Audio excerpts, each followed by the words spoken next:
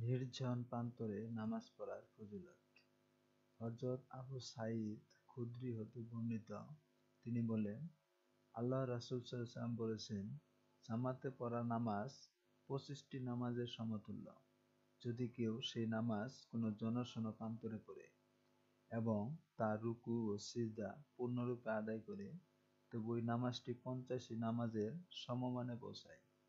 হযরত উকবা বিন আমের কর্তৃক বর্ণিত, তিনি নবী সাল্লাল্লাহু আলাইহি ওয়াসাল্লামকে বলেছেন, তোমার প্রতিপালক বিস্মিত হন পর্বতচূড়ায় সেই ছাগলের আকালকে দেখে, যে নামাজের জন্য আযান দিয়ে নামাজ আদায় করে।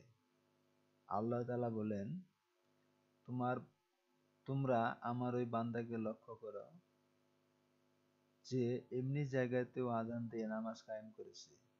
সে আমাকে ভয় করে, আমি তাকে ক্ষমা করে দিলাম এবং জান্নাতে প্রবেশ করালাম। সুবহানাল্লাহ।